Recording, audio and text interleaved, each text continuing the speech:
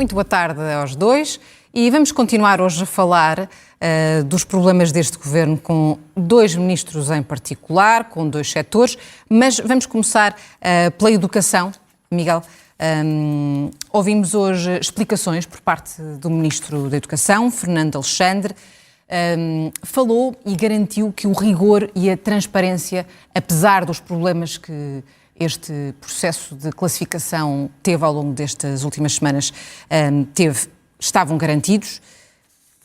Parece-te que, apesar de tudo, estas duas premissas vão mesmo estar garantidas? Bom, não pode garantir isso, nem pode garantir que nenhum aluno vai ser prejudicado. Não pode garantir rigor por isto, porque na quinta-feira, na sexta-feira, o Júri Nacional de Exames contactou professores para corrigirem exames que ainda estavam em falta. Ora, obviamente que uma pessoa que corrige exames durante uma madrugada, vários itens de vários alunos distintos, não está em condição de ter esse mesmo rigor e essa mesma eficácia que era exigida a um processo deste tipo. Depois, o problema é que o Ministro foi garantindo várias coisas ao longo do processo, mas depois, como um castelo de cartas, ele foi ruindo aos poucos.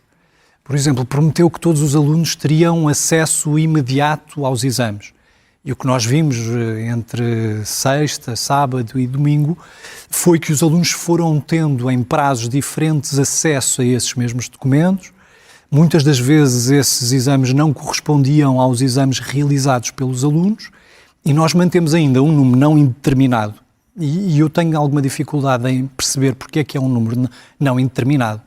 Porque, vamos lá ver, a vantagem da digitalização é nós, através de uma base de dados informática, sabermos quantos são os alunos que tiveram 20, 19, 18 e menos 3, ou seja, nota suspensa. E, portanto, eu não percebo porque é que o Ministro andou sempre a adiar informação sobre quantos eram os alunos que tinham essa classificação suspensa. Do ponto de vista da igualdade, há um outro problema, e eu acho que também é importante tranquilizar os alunos e tranquilizar as famílias, até porque há muitos alunos que ainda vão realizar provas a partir de amanhã.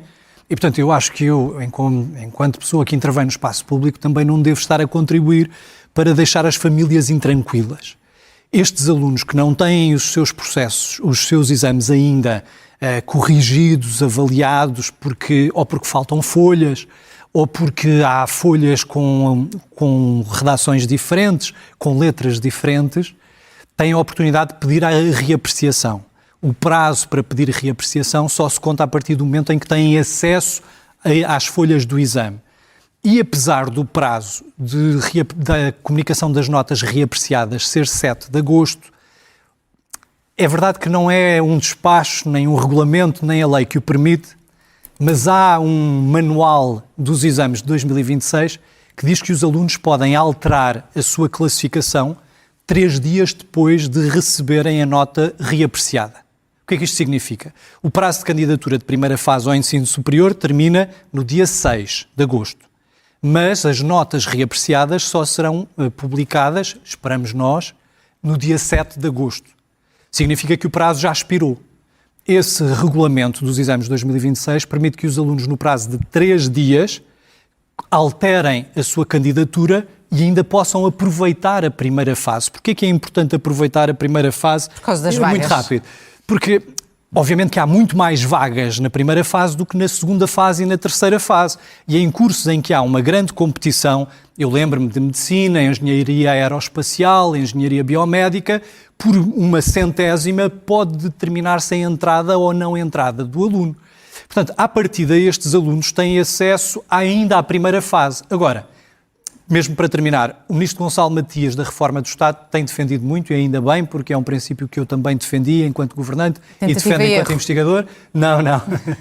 Que é a ideia do princípio only once, ou uma só vez. Ou seja, a administração pública não deve pedir aos cidadãos várias vezes a mesma informação. Ora, se a nota é reavaliada, reapreciada e reclassificada, era bom que não fosse necessário que os alunos tivessem que alterar a sua candidatura na primeira fase e que essa atualização da nota fosse automática. como a correção automática do exame de Físico-Química não correu bem, eu permito-me manter algumas dúvidas relativamente à eficácia dessas aplicações informáticas. Vamos passar agora a Cecília. Vamos conseguir fazer. Na semana passada, Cecília disse que preferia esperar por sexta-feira, a data em que seriam publicadas todas as notas dos alunos que fizeram exames nesta primeira fase de acesso, para fazer, no fundo, uma avaliação mais exata até das responsabilidades que tem, neste caso, o Ministro da Educação. Já consegue fazer essa análise?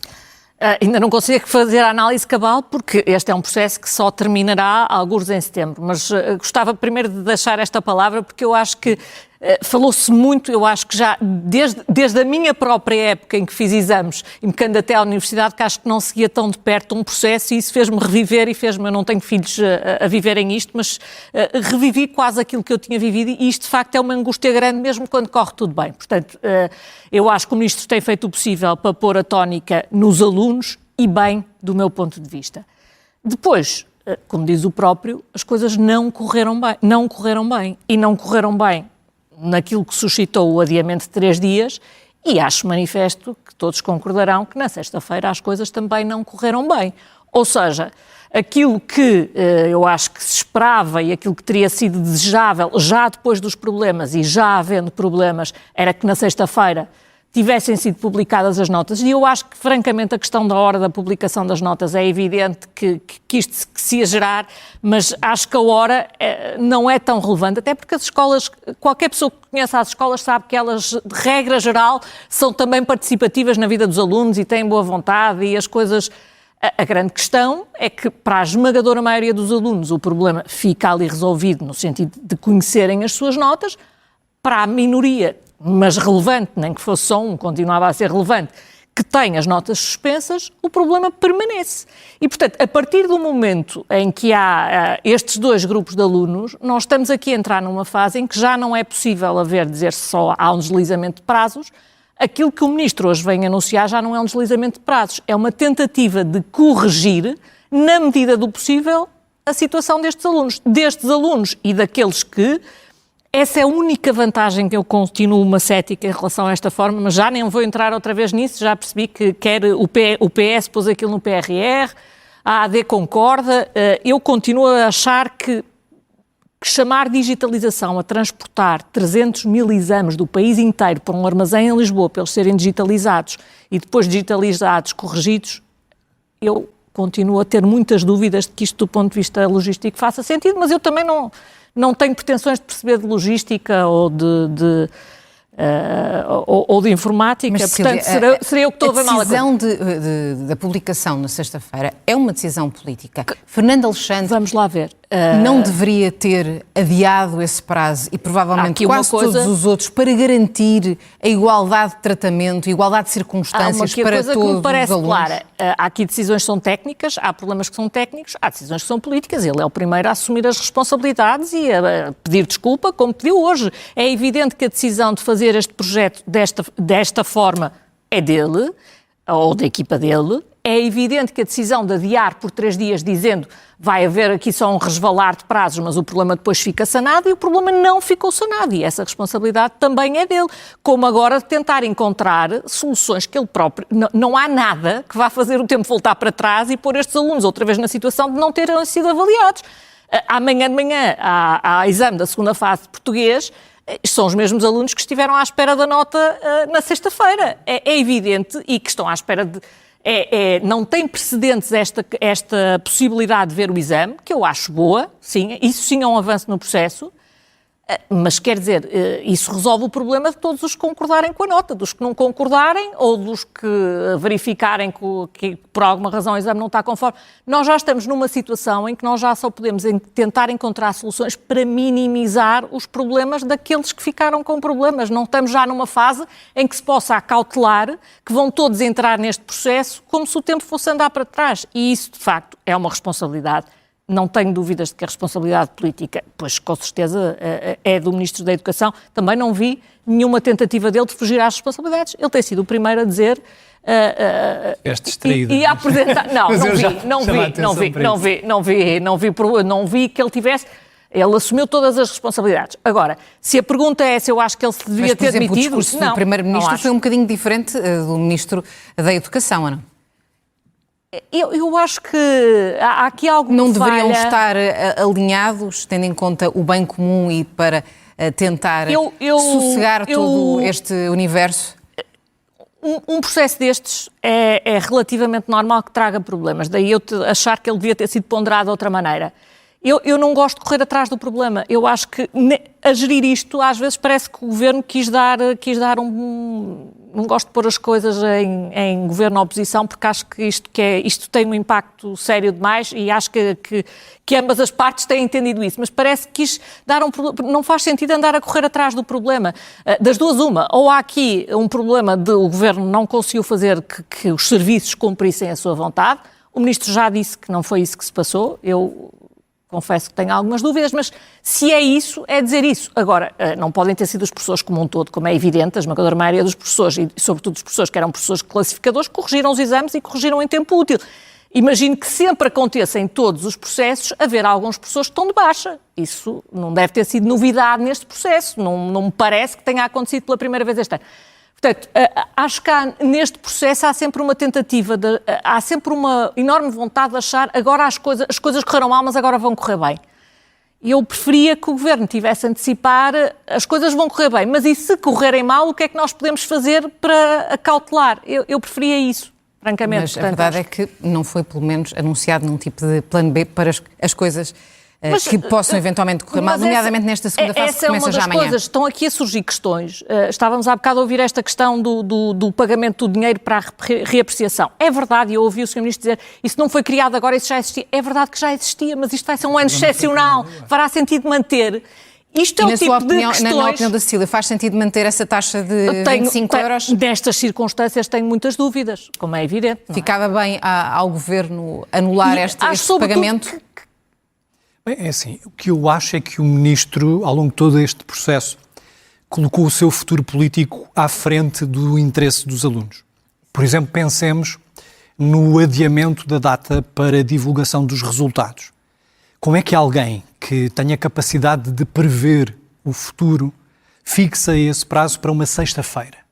Porque o prazo foi fixado pelo Ministro. Havia um prazo inicial, 14... Mas qual é o problema da sexta-feira? O problema da sexta-feira é que quando se recebem as pautas às 19h30, a escola está encerrada há muito tempo. Porque existem horários de trabalho a respeitar. Porque o regime do contrato de trabalho em funções públicas exige o cumprimento de um horário de trabalho. Eu ouvi o Ministro dizer, bem, mas os diretores têm que estar permanentemente disponíveis porque têm isenção de horário. Mas são os diretores que asseguram a segurança na escola. E se um aluno tiver um acidente no espaço escolar enquanto consulta as provas, como é que funciona o seguro escolar? Quer dizer, isto é de uma inconsciência inacreditável marcar-se esta divulgação, quando, repara, foi na quinta-feira que o Educa, acompanhado do Secretário de Estado da Educação, Alexandre Homem Cristo, reuniu com as escolas a explicar como é que essas mesmas notas iam ser publicadas. Foi às 16 da tarde de quinta-feira, véspera da publicação, que as escolas, através de uma plataforma eletrónica, através de uma videoconferência, souberam como é que o procedimento ia decorrer. Depois há dois aspectos que eu tenho que referir aqui. Para outro caso. Já na semana passada tem a ver também com responsabilidade política, mas preciso mesmo dizer isto, que é o seguinte. A criação de uma época especial em setembro, como expliquei há pouco, pode prejudicar estes alunos. Pode prejudicar estes alunos porque não se podem candidatar à primeira fase. Eu acho que o que o Ministro devia ponderar e o Governo devia ponderar no seu todo era a criação de vagas adicionais na primeira fase de concurso, garantindo que, se ficassem fechadas as vagas na primeira fase, por exemplo, imagina, a Medicina tem 100 vagas na Faculdade de Medicina da Universidade Nova. Se o aluno que faz a prova na época especial de setembro tem uma média superior ao último a entrar nesse curso de Medicina em Nova, deve ser criada uma vaga adicional, uma vaga ultra excedentária, e isso tem que ser começado a ser negociado também com o Conselho de Reitores. Cília, vamos ter que avançar para outro ministro que tem estado debaixo de fogo, sobretudo enquanto era a diretora nacional da Polícia Judiciária. Falo naturalmente de Luís Neves. Como é que lhe parece que este caso tem sido gerido pelo próprio? Porque vão passando os dias e vai aparecendo cada vez mais informação que deixa o Ministro, que ainda por cima está numa fase particularmente sensível da sua atuação enquanto Ministro da Administração Interna, porque estamos no verão, precisamente. Que isso tudo é que... Como é que ele tem gerido todo o seu envolvimento neste caso? Envolvimento ou não, pois essa é que é a grande questão. Bom, eu gostava muito de ter ideias claras sobre tudo o que tenho lido, mas confesso que no meio de tanta coisa há só uma coisa a mim que me parece evidente. É que o Ministro deixou algumas pessoas que lhe desejam muito mal na Polícia Judiciária, porque manifestamente há ali uma fonte de informação que não gosta dele. Mas isso só por si não é justificação, porque no meio daquelas coisas todas há algumas que me parecem menos relevantes, como a casa e o tanque, a piscina, enfim, toda essa polémica que eu até me dispenso de comentar, porque agora há a polémica do outro lado. Há ali coisas como essa, por exemplo, das três uma. Ou é completamente falso, e então o Ministro devia ter dito, atenção, que isso que está a ser relatado é falso, não é verdadeiro, ou é verdadeiro e o Ministro desconhece em absoluto e então ele está a ser difamado, porque aquilo que estão a dizer, no fundo, é que ele teve alguma coisa a ver com isso, é que o outro lado e os bidões e mais não sei o quê apareceu num sítio por vontade dele e amando dele, e então ele deve dizer isso. Eu não sei de nada disso, se isso aconteceu à mão criminosa, há alguma coisa que me é completamente alheio e estão-me a difamar, ou terceira hipótese, isso aconteceu sim com o conhecimento dele e há uma explicação para o facto e é uma explicação legal e lícita. E então ele deve também explicá-lo com naturalidade, com transparência e com clareza. Deixar crescer isto numa coisa que já parece meia enfim, não fosse o mau gosto de telenovela, eu acho que é francamente infeliz. É francamente infeliz na maneira de comunicar. Sendo que eu não gosto, como acho que eu não gosto de presumir que as pessoas não são sérias e que só nós é que somos sérios e os outros não gosto de presumir. Mas, na sua opinião, Luís Neves devia esclarecer quão sério é e deixar basicamente tudo clarificado nos vários casos. Eu acho que é normal. Qualquer pessoa que seja acusada de fazer alguma coisa de ilegal, eu acho que é normal que queira defender o seu bom nome e que dê com calma e clareza explicações. Miguel, estão a ser feitas críticas ao PS. Estão a dizer, no fundo, que o PS está a evitar atacar Luís Neves por causa de posições de Luís Neves, sobretudo enquanto era Diretor Nacional da Polícia Judiciária. Parecem-te justas? Olha, eu acho perigosíssimo que nós analisemos com bitolas diferentes situações idênticas em função da pessoa que está em causa ou em função da proximidade que temos a essa pessoa ou da concordância que temos relativamente às posições que essa pessoa defende.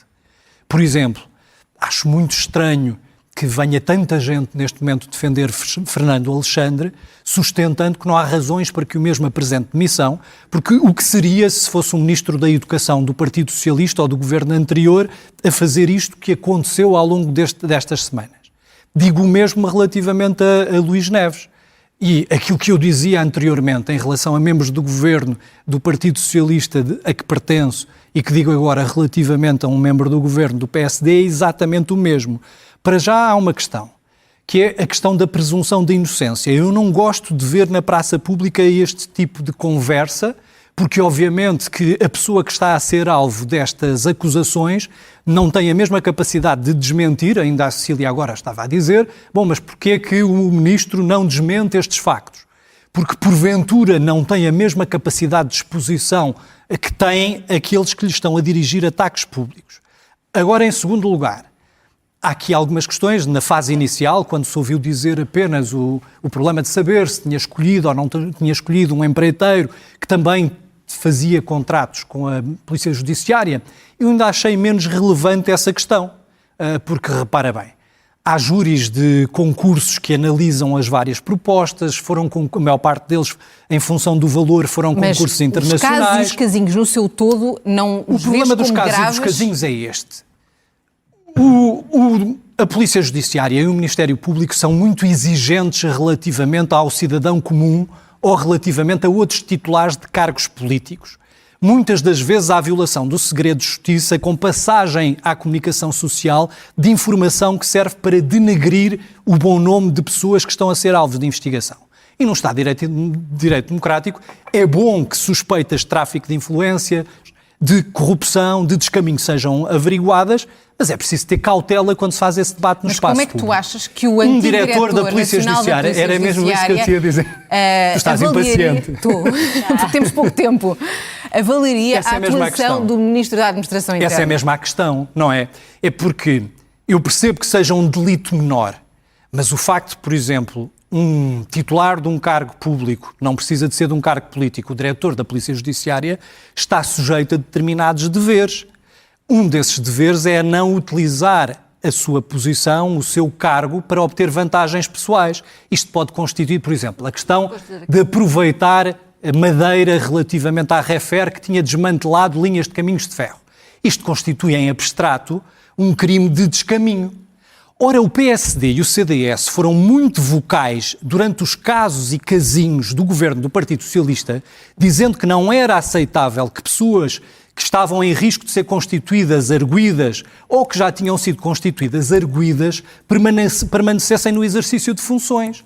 Ora, face a tudo aquilo que tem sido conhecido no espaço público, claro que o Ministério Público já teve que abrir, porque o Código de Processo Penal obriga a que faça a notícia de um crime.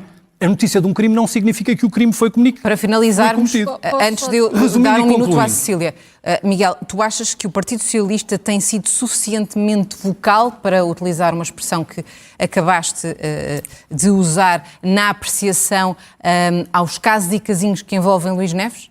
Olha, eu acho que o Partido Socialista fez bem em não fazer aquilo que o Chega fez. O Chega está numa tentativa de acerto de contas contra Luís Neves e esqueceu completamente qual é o principal problema que as famílias, que os portugueses neste momento enfrentam. É precisamente resolver esta atrapalhada do processo de concurso. Eu não te falei do Chega, falei-te do Partido Socialista. O que eu te estou a dizer é que o PS faz bem em concentrar-se nos assuntos que dizem respeito à vida concreta das pessoas. Não significa que depois de apurar esta informação... do antigo Diretor Nacional da Polícia Judiciária. Eu tive sempre a posição que, quando alguém é constituído arguido no exercício de funções, cabe à própria pessoa determinar se tem ou não tem condições políticas para continuar a exercer as funções. Portanto, cabe ao Dr. Luís Neves saber se mantém ou não mantém condições políticas para exercer essas mesmas funções. Para já tem a confiança do Primeiro-Ministro, obviamente, que acompanhará essa situação. Porque ouvimos Luís Montenegro a dizer que e se houver a constituição plenamente em Luís Neves. Se houver a constituição de Luís Neves como arguido, obviamente que teremos que confrontar o Primeiro-Ministro com essa minuto final. Sim. Estava a dizer isto até porque eu tive também, quando foram governantes do Partido Socialista, eu tive sempre bastante serenidade nas análises e, portanto, nunca fui daquelas pessoas que fazem de inquisidores e que têm necessidade de acusar os outros para dizer que são muito sérios. Comissões de inquérito, as comissões de inquérito que eu fiz tiveram a ver com bancos. Não estou a fazer referência à tua posição. Mas vamos lá ver uma coisa. Eu percebo perfeitamente que Luís Neves não pode, cada vez que há uma notícia, vir dar uma entrevista ou vir-se explicar. Não quer dizer que que não haja aqui um momento em que essa explicação... Portanto, acho bem que ele aguarde serenamente que as notícias estão a sair a conta-gotas e que depois dê as explicações que entenda dar.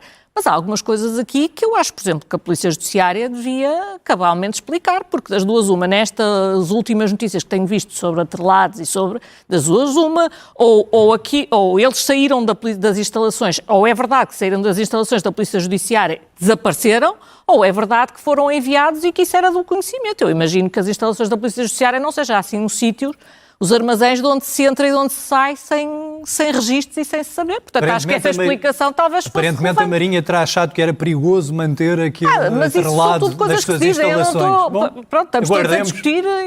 Nós é que já não podemos aguardar mais. A Cecília e o Miguel regressam na próxima segunda-feira. Continuação de um bom dia para os dois.